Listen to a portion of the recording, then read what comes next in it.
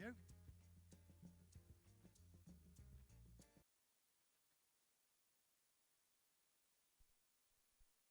Welcome to Africa's Travel Indaba 2023, in partnership with the City of Durban and KwaZulu-Natal. We're thrilled to have you join us here in KwaZulu-Natal, where the beauty and culture of Africa come alive. This year's theme is Unlimited Africa, where we're shaping South Africa's tomorrow through quality connections today. Join us as we discover new ideas, forge new partnerships, and create unforgettable experiences. Thank you for being a part of Africa's Travel Indaba 2023. Ladies and gentlemen, please welcome our esteemed moderator for today's panel sessions. With his vast knowledge and experience in business, economics, and tourism, he will expertly guide our discussions. Please give a warm welcome to Richard Quest. I wondered who they were talking about then. A very good morning to you. You've already heard our guest this morning. The way it's going to work is as follows. The Minister has graciously agreed to answer some questions before we get into the major Faceoff panel. And she's done so at my request because I felt, bearing in mind the recent events in South African tourism, she has some questions to answer. So the Minister is with me. Minister, I listened to your speech earlier. First of all, when the President said, look, Patricia, I'd like you to take on tourism, why did you do it?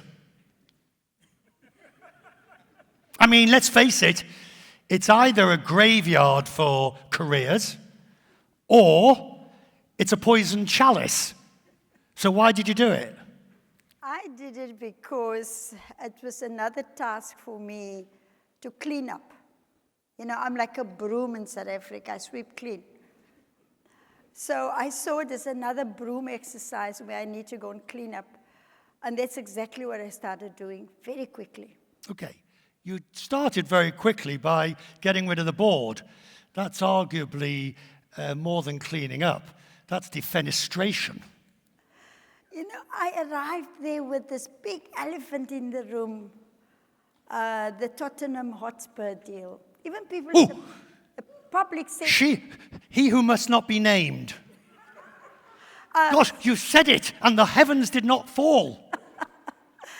Even the public stopped me, you know, when are you dealing with this? And that was my first task. And within 2 weeks, I led a process that first investigated and looked at the purpose, what we're going to spend, and I got the advice of senior legal counsel, and I moved. And so the first thing was to stop the deal, cancel it completely. And then the second one was to deal with the board that was responsible for taking those decisions. But also there were a lot of changes in the board over a space of a year. And this board had the habit. They met 37 times in 2 months. And I looked at the representativity of the board. And then I wrote to the board and I said to them, to the chairperson, give me reasons why I should not dissolve the board. It never answered me up till today. But I wrote on the 6th of April, between the 17th and the 13th of April, 8 of the 11 board members resigned. Right, and then you lost the CEO, which does remind me of that old phrase by Oscar Wilde, to lose one member might be unfortunate, to lose so many looks like carelessness. No, not at all. Nobody's indispensable, by the way. You or me, we're not indispensable. And there are many good South Africans and professional South Africans that could take up that post immediately. So what are you doing? I wish him well in his future endeavors. Right. Yes. That famous last line, we wish him well in his future endeavours. What are you going to do now you've got the job? Because you come to this job with a formidable reputation. Yeah. Cape Town, other areas of government. You've been brought in. What are you going to do? First of all, I cannot clean up and promote this industry without the help of the private sector. Admit that up front. Government cannot do it alone. So in partnership, and I've consulted with a lot of them already, they've been doing a sterling job. But there's also a bit of complacency that stepped in, and there's also a bit of a trust deficit between the public sector and the private sector. So the first thing I'm dealing with is to deal with that trust deficit and say, hey, you all need to work together, or we all sing together. That's working. So the president gave me 4 priorities. And quickly, just to tell you, is one of the key ones is to deal with the visa issue. E-visa, although many countries are covered by the e-visa, there's still problems to connect and do it from the comfort of your home. And so I'm calling on all the African countries. They all need to review their visa regimes. Africans can't move freely in the continent. And so that's one priority. But the other one also, there are a number of tour operators in the country. Tourist companies, private sector companies, they need licenses. But government takes forever to give them the licenses. So we've already unblocked that. Yes. You remind me a little of what they used to say about Margaret Thatcher. You know, she was very good at saying something must be done. But now you're the person that has to do it. Yes. Why should we believe that you can do what so many predecessors have failed to do? I hate meetings. Meetings is just good to keep minutes. And then they come back the next meeting and do metasarizing. I'm an action-orientation person. You know, talk is cheap. We need to walk the talk. And I'm very impatient with laziness, incompetence, people who are just egos. You know, there are many big egos that you have to cut through. So I bring those egos down to size. Because really, Richard, we've got 14 months towards the end of the term of the 6th administration of government.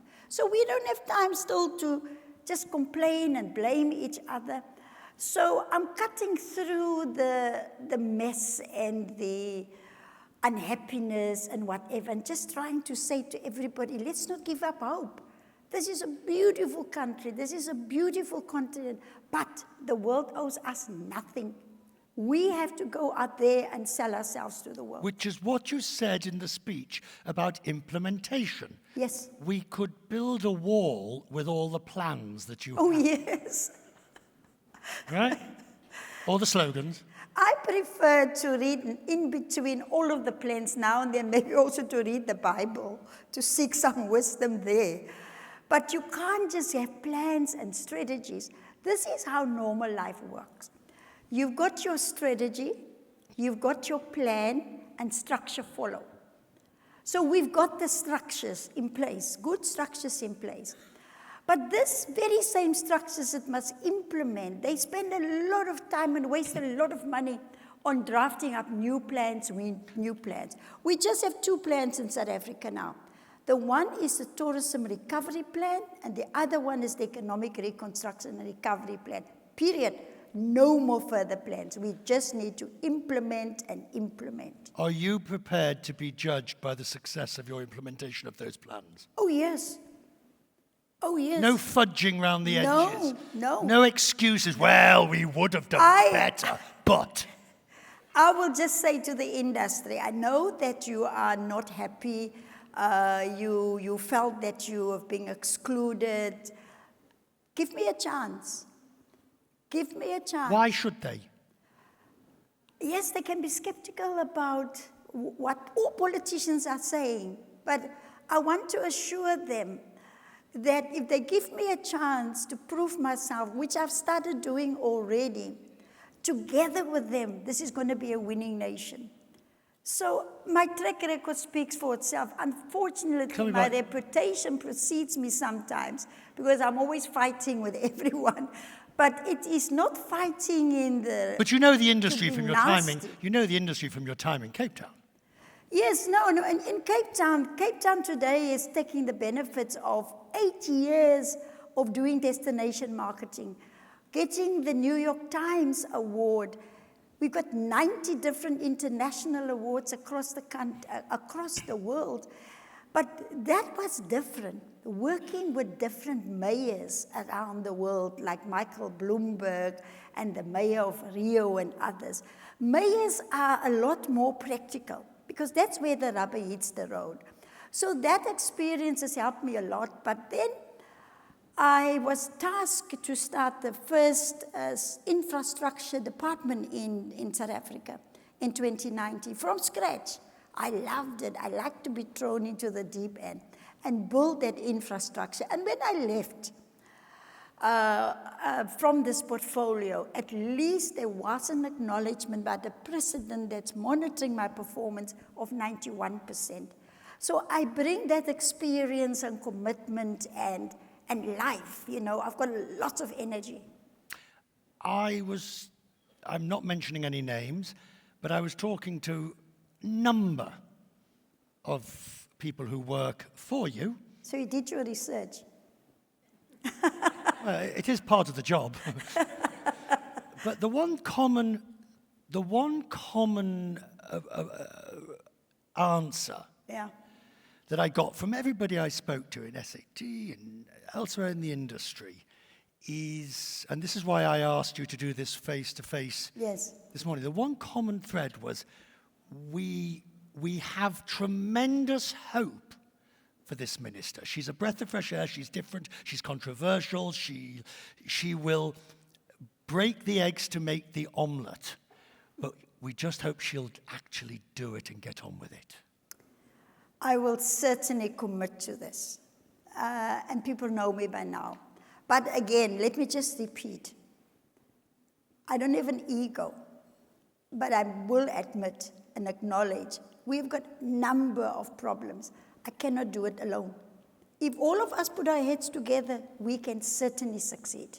And as you succeed, and your success becomes clear, and the president says, hang on a second, she's far too good to be left in tourism, even though tourism is important. I need her to do this, or I think it's time she does that.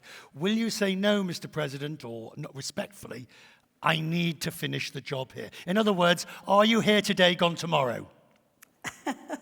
Well, that's the prerogative of the president. But let me tell you, Richard, what I've discovered, like every day, I always knew the importance of the sector, but I think it's underrated in the South African context. And I really want to lift the profile. I want to go back to government and say, this is the potential. We need a bigger budget. We're currently sitting with a budget of just over 3 billion. What can you do with 3 billion?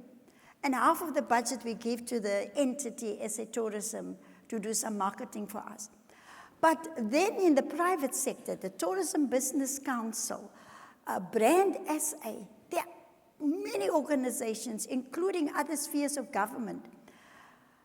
We must now stop the fragmentation of our marketing strategies and plans.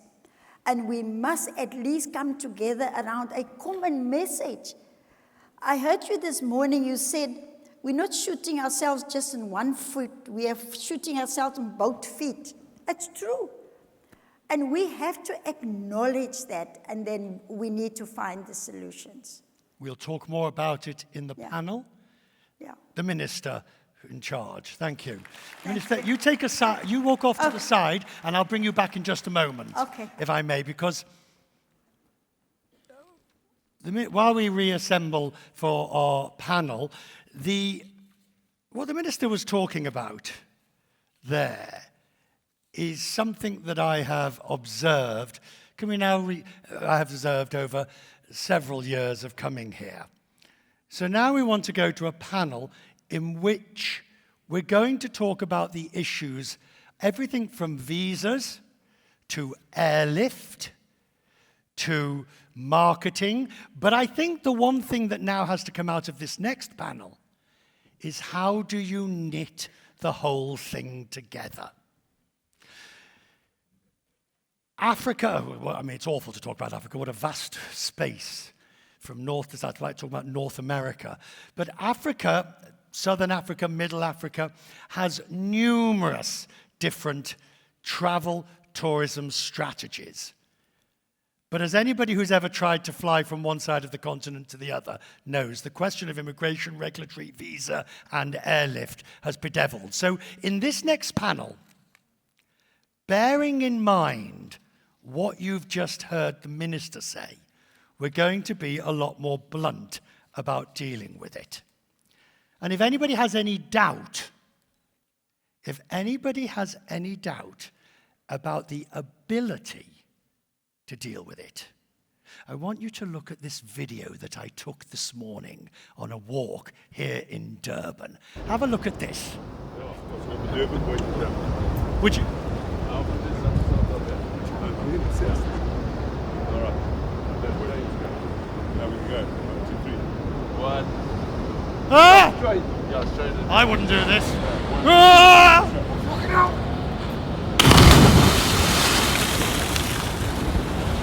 Woo. Now, those were men of a certain age, my age.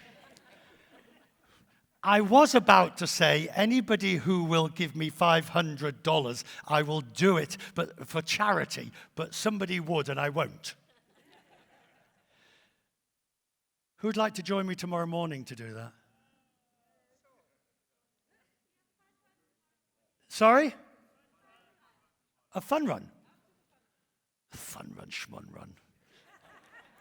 24 degrees, by the way, the water was. Right, our guests for the next part of the panel. Next to me is Elcia Grandcourt, who is the Africa Director for the UNWTO. Please, ma'am, come up and have a seat next to me. Next to her, George Mothema, the CEO of the Board of Airline Representatives of South Africa. You're next to me.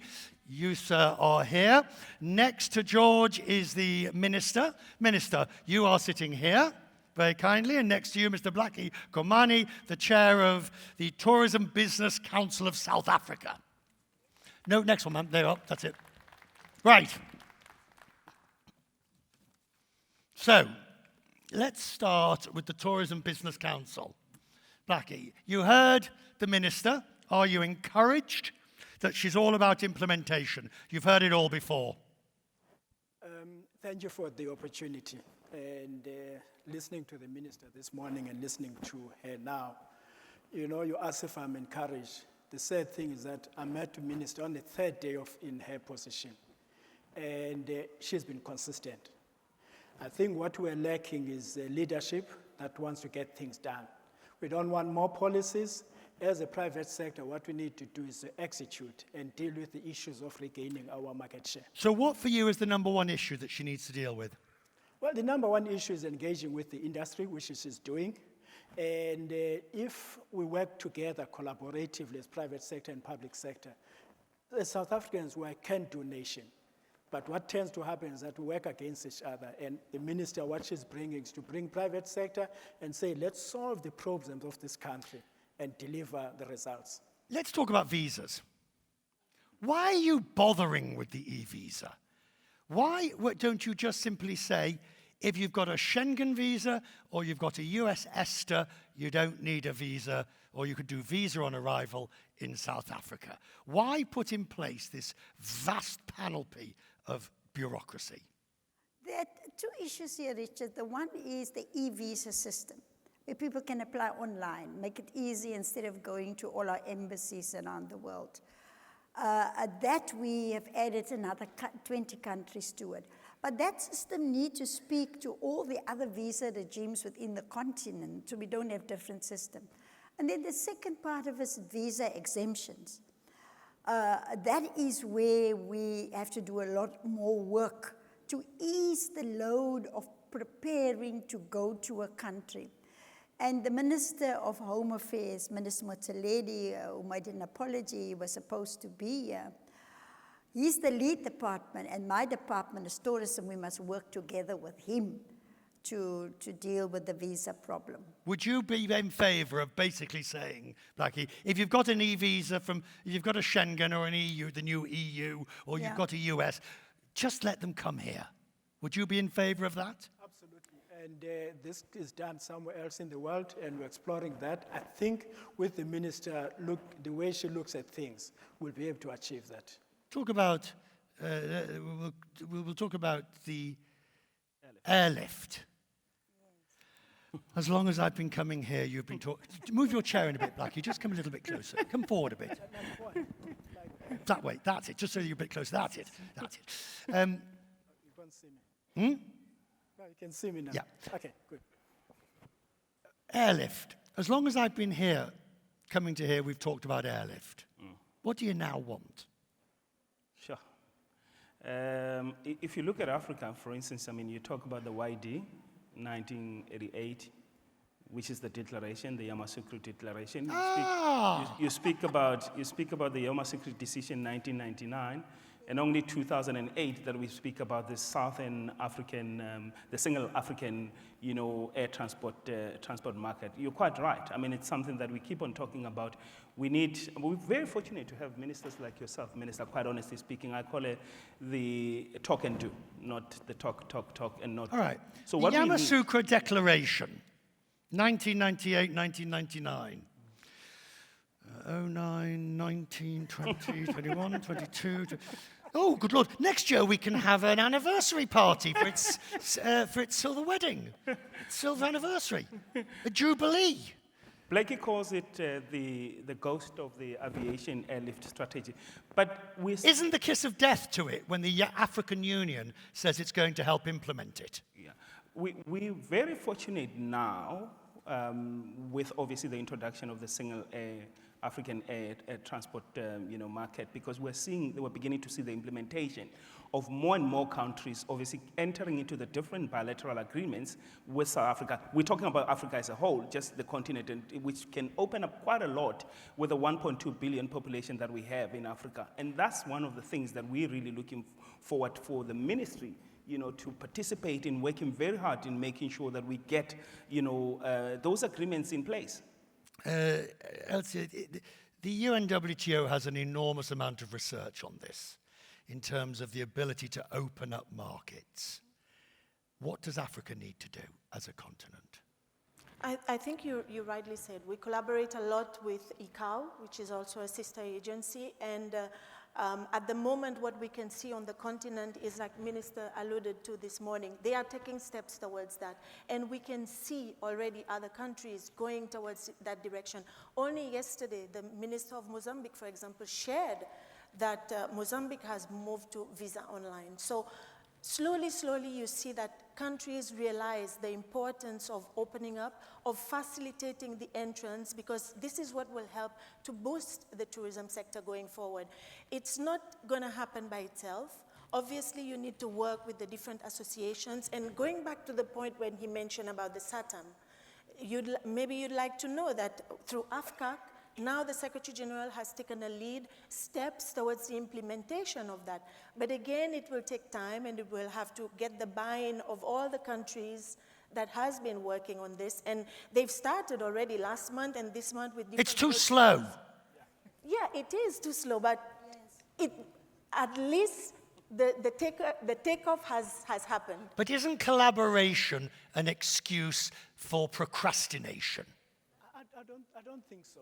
I think once you realize that you have a problem and you deal with it, I think the minister made a mention this morning that yesterday they agreed with other ministers of the continent to say these are the things that need to be addressed. And next year, we're going to hold them accountable to say, what have you done about these issues?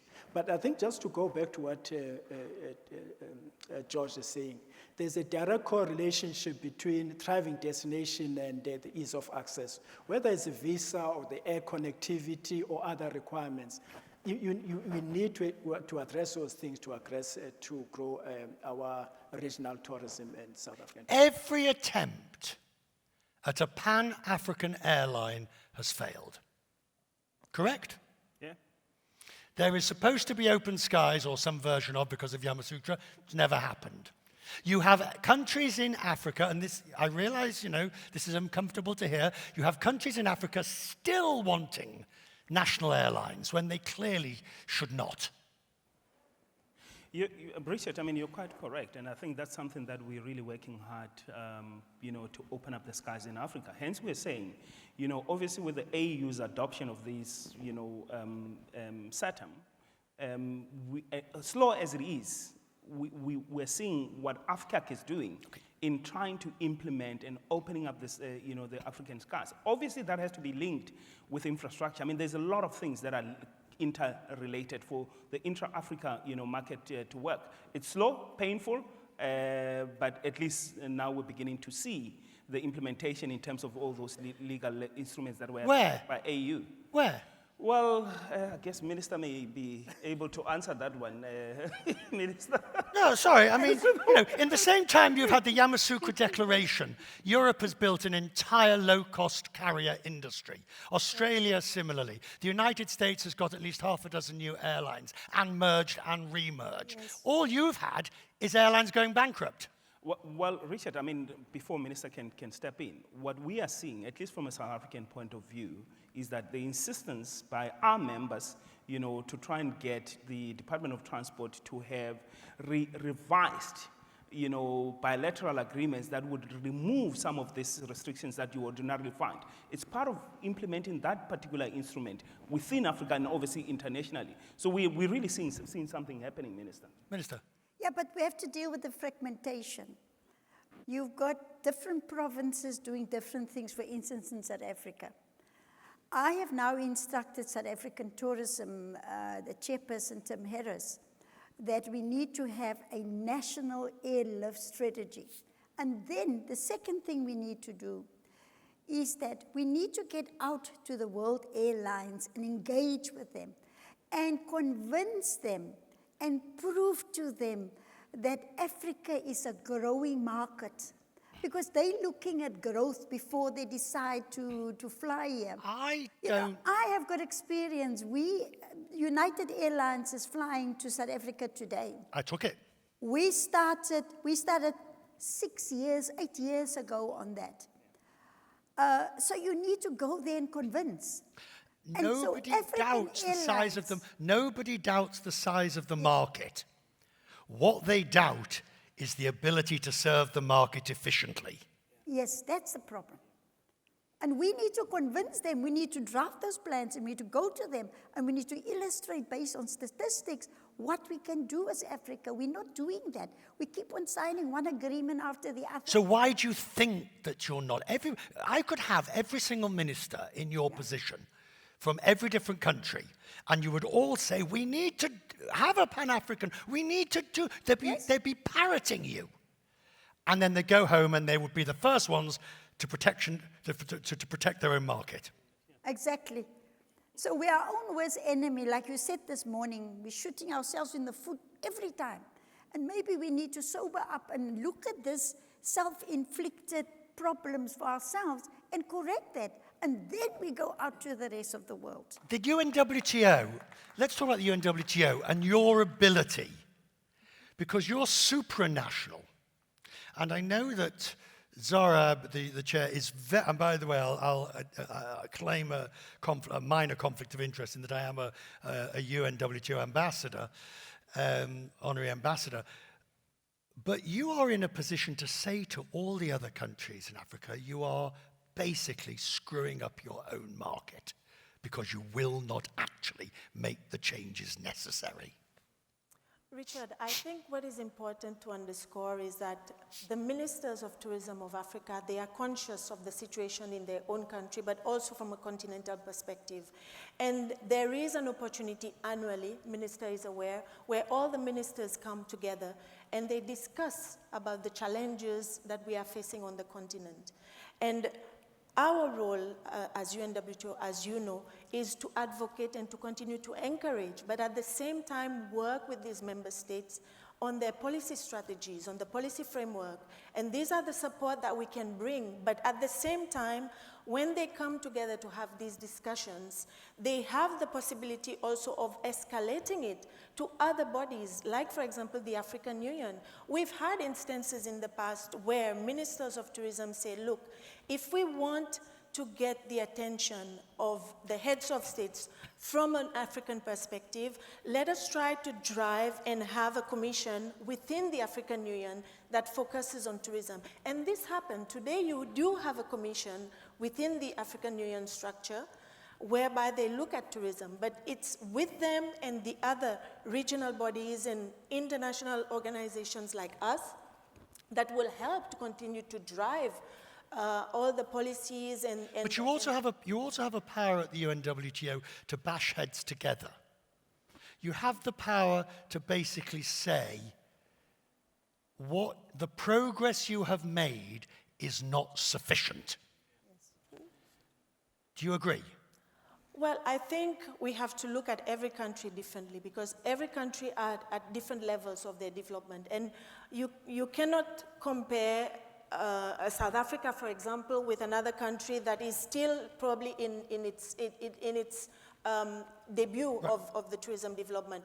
But I think our role is more to continue to advocate, to encourage, and work with these countries to be able to develop their tourism sector.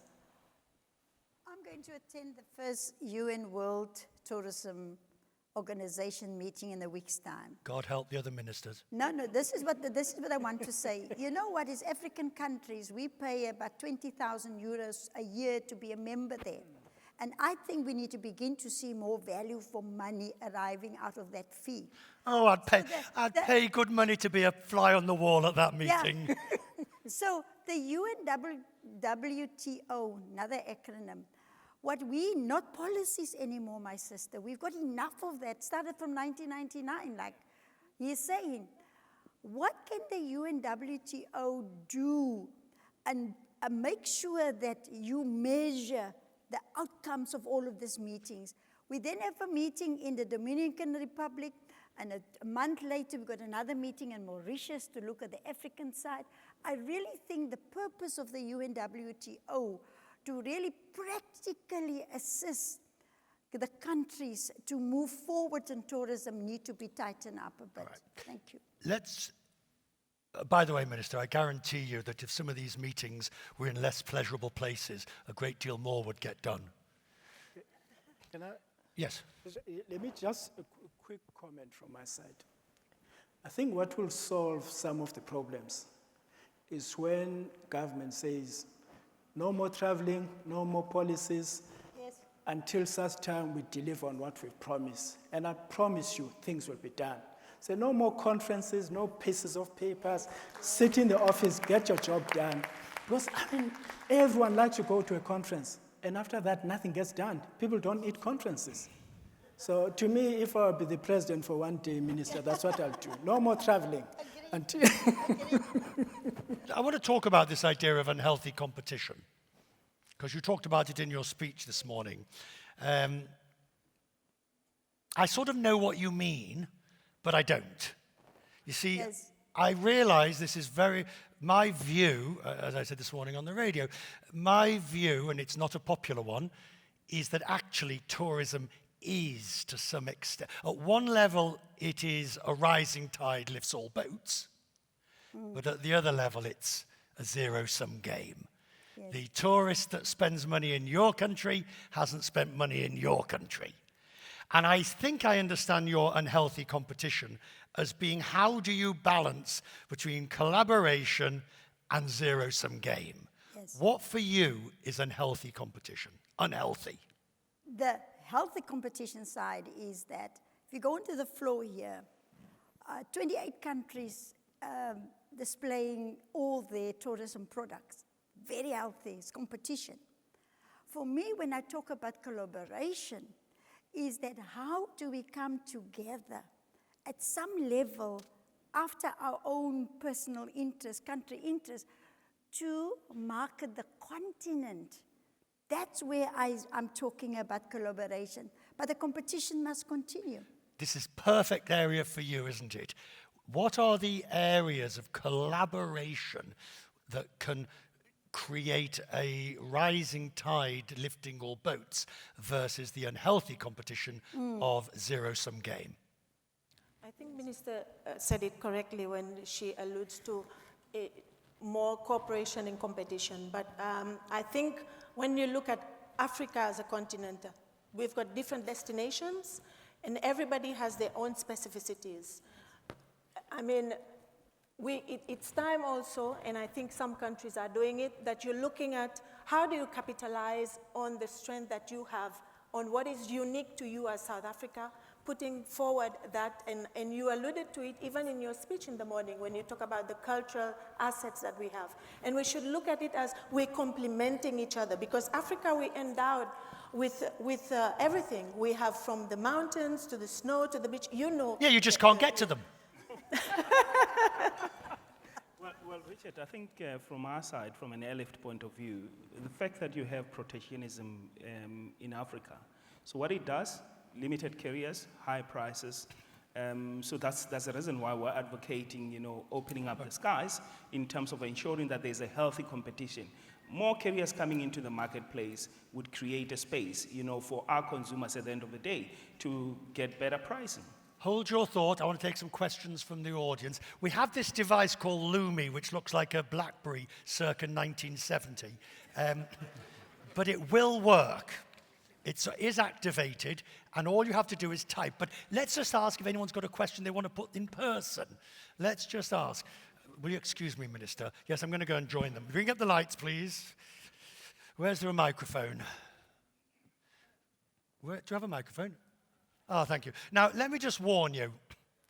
I have a very short tolerance for people who want to make speeches. All right? That is the prerogative of the minister. We'll start with you, ma'am, because you've been here a while. No speeches, a straightforward question. It's a visa horror story and a question around that. We have in the house Nanta and Tuga, which is the Nigerian Association for Travel Agencies, and Tuga, which is the Tour Operators Union of Ghana. They made plans to come to South Africa to do a conference, a 3-day conference in Johannesburg, and then join us here at Indaba. What happened there is... No, I really don't need to know what happens to them. I need to know the question. The last visas were issued less than 24 hours before the group had to travel. Incompetence on visa issuance is essentially what the question is. How quickly do you think you can get your fellow minister to actually put a rocket up their arse? We certainly are discussing with the minister is that even when people apply online, then the next step is they have to do verification of that application.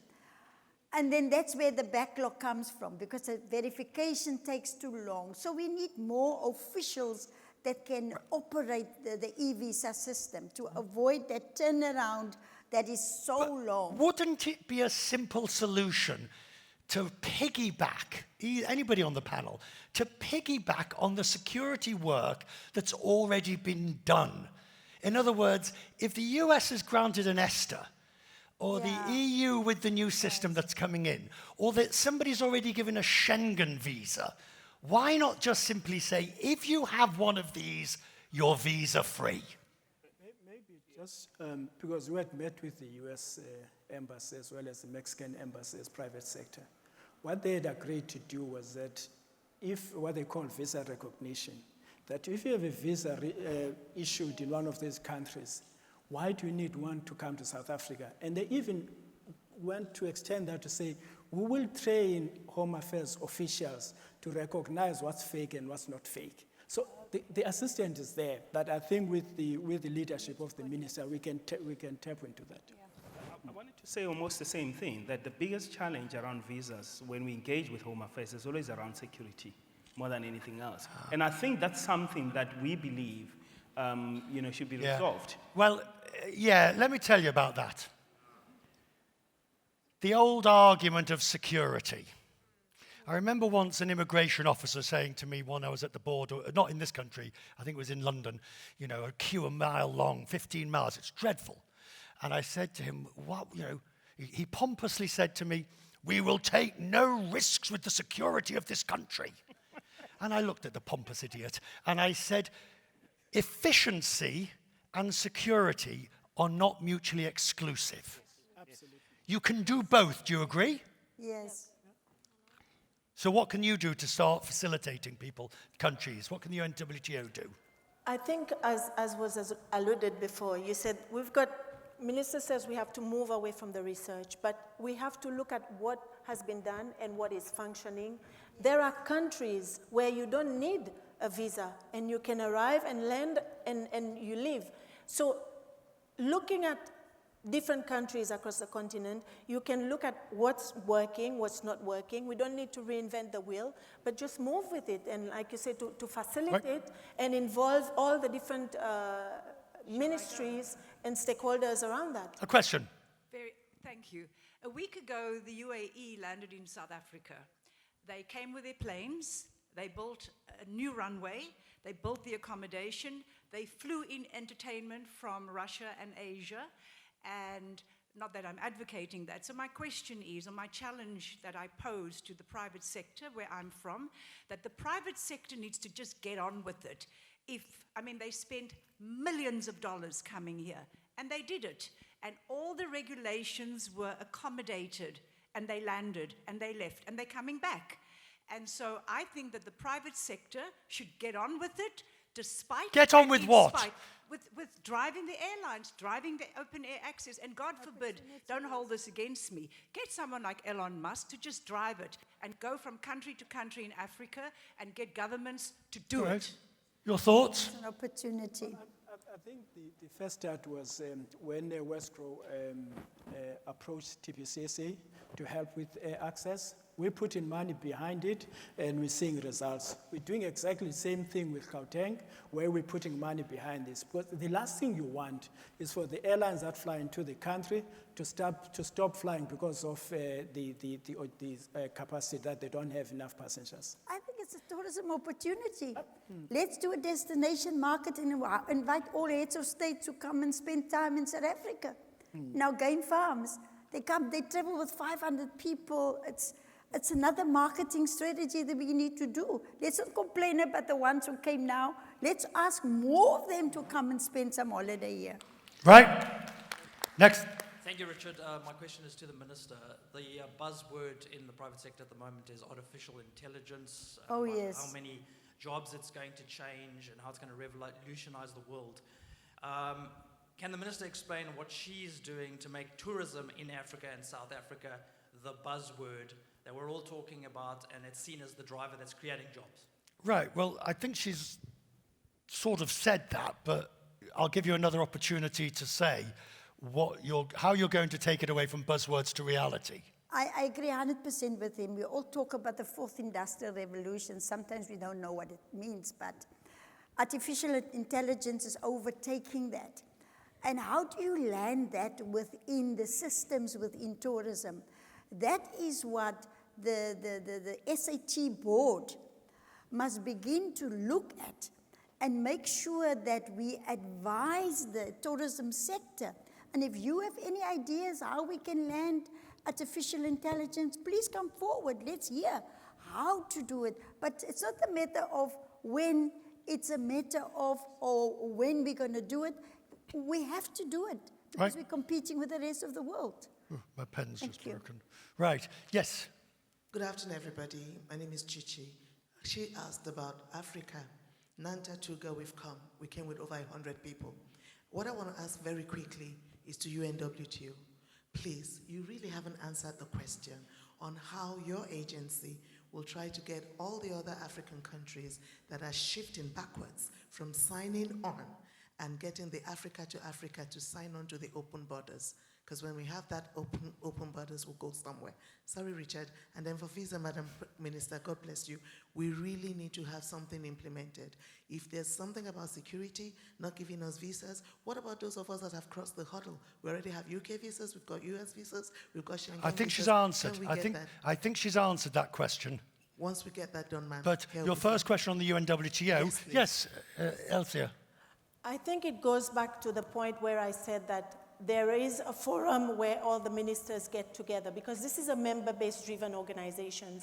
And it's at the request of the members that we help them to implement strategies that they want to push forward to develop the sector. And the minister rightly said, it's not only during when the ministers of Africa meet together, but you've got the Right. decisive organ, which is the Executive Council, where she will attend. And this is where these matters can be tabled. So as a collective, they can push it forward and then own the points that are being put forward. So countries have also to work on their national, at a national level, but as a collective, to speak together, to be able to strengthen all these points that they want to bring forward. I know the UNWTO as a UN body prefers collaboration. Well, you know, consensus, not collaboration, consensus. But at what point do you think you can name and shame? Not now, but at what point can the Secretary, at what point can the Secretary General basically say, these are the countries, yes, they're member countries, but these are the countries that need to do more? But that's a question for Zorab. But what I'd like to say again to that point, Richard, is that countries are at different levels, and we have to at least when they come together. Right, yes, but I agree. Countries are at different levels, but we don't need to move at the speed of the slowest. Yeah, agreeably. There's a question here. South African or Kenyan has to travel to Dubai or Turkey to reach Morocco because of poor air connectivity. Why? I think you've answered that. I mean, I think you'd agree something needs to change. It's a sad story, obviously. Yeah, something needs to change. And I believe when we talk Africa, CETEM, in terms of what the AFCAC is doing, is the key solution. We've got an instrument already, so we don't need to be rewriting policies. It's all about getting these things to be implemented. Countries to countries, let's agree on the open sky type policies that would allow our carriers, you know, to participate into the African market. Carriers are there. But do you worry that if you do basically an open skies, essentially, most airlines will fail? Because if you were to suddenly allow an Ethiopian to set up in South Africa and fly to Nigeria, they have size, scale, skills. Within very short period of time, you'd end up with 2 airlines. I think that's the challenge. Or would you prefer to allow an external third-party airline, Emirates, Qatar, whatever, to come in and start setting up bases to fly Pan-Africa? I guess it would depend on what South Africa would want to do with other African states. I mean, there's third freedom rights, there's fifth freedom rights, where you can land in a particular destination and connect and go into another country. Those are some of the things that or there is seventh freedom rights, which is essentially what the European Union is, which is a single market. Yes.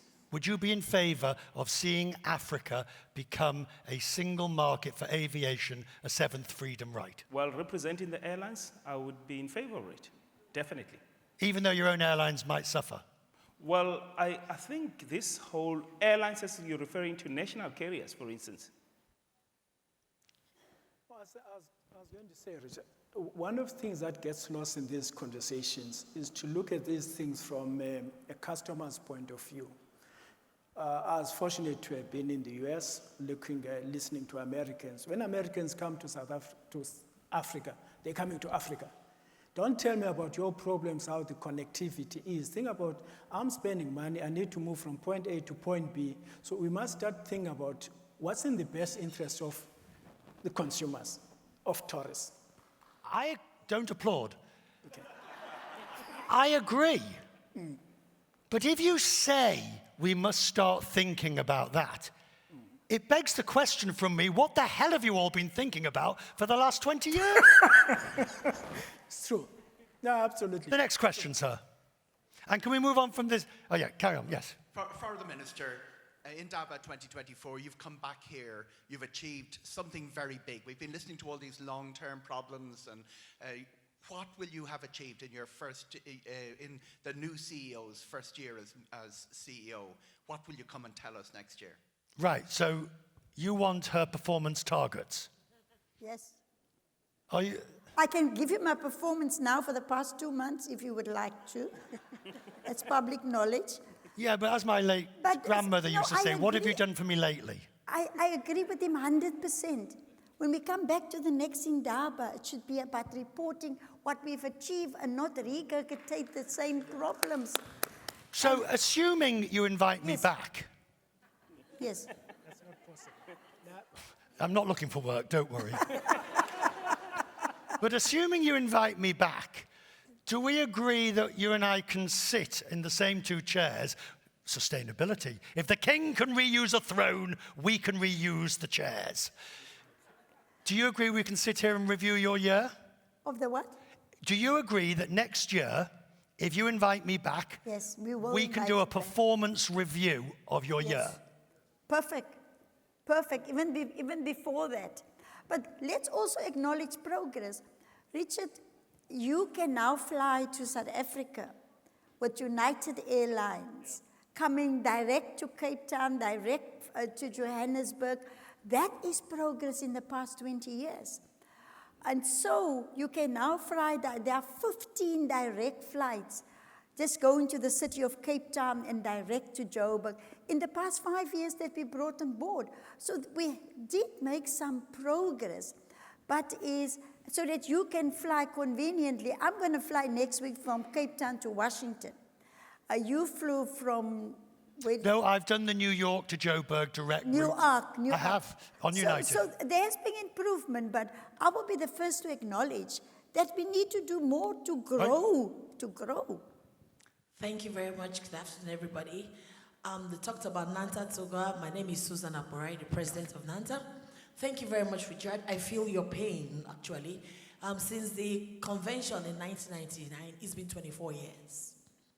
Saturn started an implementation program in Nigeria. I happened to be there two weeks ago, yeah?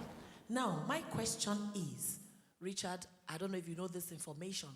The single air transport market, unfortunately, we have over 50 countries in Africa, and only 18 are signed up.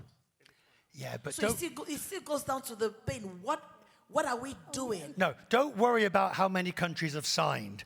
Worry about those that have signed actually implementing. And that's the next one. Only 18 countries have signed. That is bad enough. All right. Then even the ones that have signed, I'm not seeing any clock-head process on what they intend to do with that Saturn. Okay, we've been over that. Thank you. There was a question over here. A question for you, sir. Yes, take it. Look, I don't know where you get your stats. My understanding from the report of AFCAC is that we practically have about 34 countries now that have signed up on CETM. Yeah, but I'll sign it. It means nothing. Well, I'm answering the question on where on signature, Richard. Richard, I mean, the issue remains, and I mean, I share her concern. That's the same concerns we have as carriers. That it's all good and well to have these instruments, but implementation is something else. And that's something that we're really working hard. We know a commitment that we have from a South African point of view, that there is a commitment with the South African government, with the Department of Transport, ensuring that the type of bilateral agreements that are being renegotiated at this point in time would remove the elements of restriction and include what has been agreed in the Yamoussoukro decisions and in terms of the CETM a single air market. Yeah. We're coming towards the end. We'll have one more question from you, sir, but after I've just said, really, the minister has a large part to play, but your members really are the ones that also have to perform, don't they? They have to take advantage of the minister, leverage her power and influence, and then move forward. Would you agree? Indeed, I think for us this is a once-off opportunity. They say when the stars are aligned, we've got to make use of this. And as leaders sitting here and around here, this is an opportunity for us to make sure that tourism matters to everyone and change these things that we have been worried about. Sir, you've got the last question. Thank you very much. One for the Minister. In terms of the budget, you said 3 billion. However, a lot of the things that affect tourism are peripheral. So transport, immigration, we've talked about, policing. What is your plan to get the attention of those other departments to spend their money to actually solve those problems to help tourism? That's an excellent question, and it is a perfect place to end our discussion, because with respect, I'll just paraphrase. In a sense, when you sit down at cabinet and then you sit down with colleagues, tourism's the sexy bit, tourism's the nice bit, tourism's got the people coming here, the happy people. But you need every one of your fellow ministers to do their work, spend their money, build their bridges, airports, visa facilitation. How are you going to do it? What I also discovered is that we've got a 2018 tourism safety strategy adopted in 2018, signed by the private sector, the South African Police Services, Home Affairs, International Relations, Department of Tourism. So, you know, COVID is blamed for everything, but in any case, COVID came 2019, 2020. I've now taken out that document and dusted it off and engaged with the Tourism Business Council and said, why? You were supposed to have implemented this, government was supposed to have implemented this, and before the end of May, I've given the Business Council a time frame where we're going to sit down and we're going to look after the safety of tourism, of tourists. Because many of the tourists that we want to convert to come to South Africa, they're concerned about safety. So this is what the government is doing for the current financial year.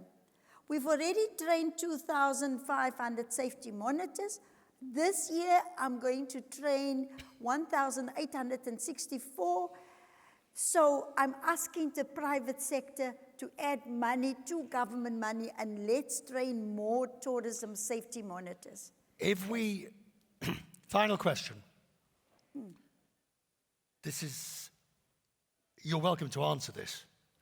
The one place you'd wanted to go in South Africa and see, what's the one thing you want to see? In South Africa? Yeah, or Southern Africa. The one place you'd like to go and see that you've not seen. I think I'm in the right place, right here in Durban. Excellent. Now, assuming he gets one of his airlines to let me go anywhere, what's the one thing I should do in South Africa? Sir, you first. Well, the one thing they should do... No, one thing I should go and see. What's the best thing to do in South Africa? Cape Town, safaris, and the people. Meet South African people. Meet South African people with their hospitality. The one thing I should do? Fly with our members. That's all you need. There's one thing that we are neglecting in the whole tourism sector. We're neglecting our small little towns and dorpies and villages. You know how much there is to be seen there. And here I'm talking to the domestic travel market, but there's also opportunities for international tourists to go there. So I will suggest that you get out of Durban, and about 3 hours drive from here, you'll see the most beautiful safari lodges. They can compete with the Kruger National Park because they've got the Big Five, just here, not far from here. And I will disagree, we don't only have Cape Town. It starts from Cape Town and it comes right up to Limpopo, and then we've got the Eastern Cape and that.